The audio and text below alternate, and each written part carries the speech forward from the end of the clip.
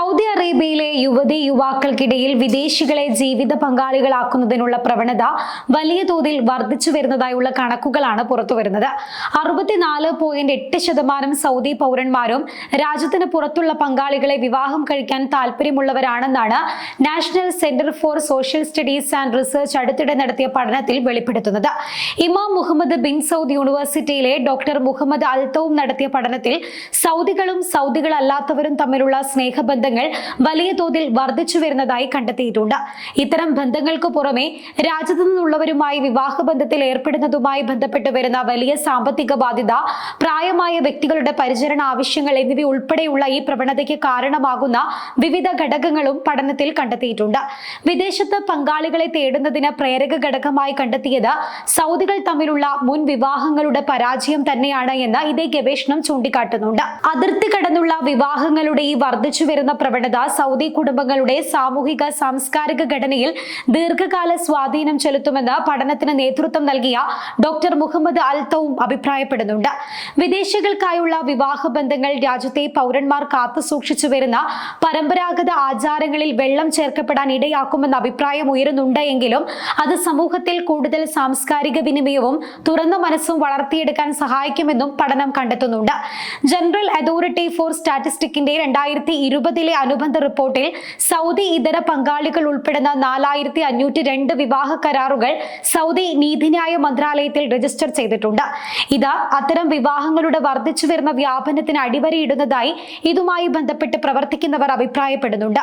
സൗദിയിൽ പുരുഷന്മാരെ സംബന്ധിച്ചിടത്തോളം വിവാഹം വലിയ ചിലവേറിയ കാര്യമാണെന്നാണ് വിലയിരുത്തപ്പെടുന്നത്.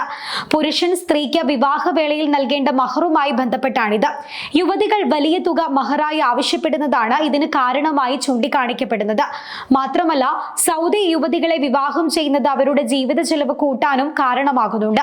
അതേസമയം വിദേശികളുമായുള്ള വിവാഹ ബന്ധത്തിൽ ചിലവ് താരതമ്യേന കുറവാണെന്നാണ് വിലയിരുത്തപ്പെടുന്നത്. ഇക്കഴിഞ്ഞ ജനുവരിയിലാണ് സൗദി വനിതകളെ വിവാഹം ചെയ്യുന്നവർക്ക് പൗരത്വം നൽകാമെന്ന പുതിയ വ്യവസ്ഥ സൗദിയിൽ നിലവിൽ വന്നത്. എന്നാൽ കർശന നിബന്ധനകൾ പാലിക്കുന്നവർക്കാണ് പൗരത്വം നൽകുന്നത്. സൗദി കിരീടാവകാശിയും പ്രധാനമന്ത്രിയുമായ മുഹമ്മദ് ബിൻ സൽമാനാണ് ഭേദഗതിക്ക് ജനുവരിയിൽ അനുമതി നൽകിയത്.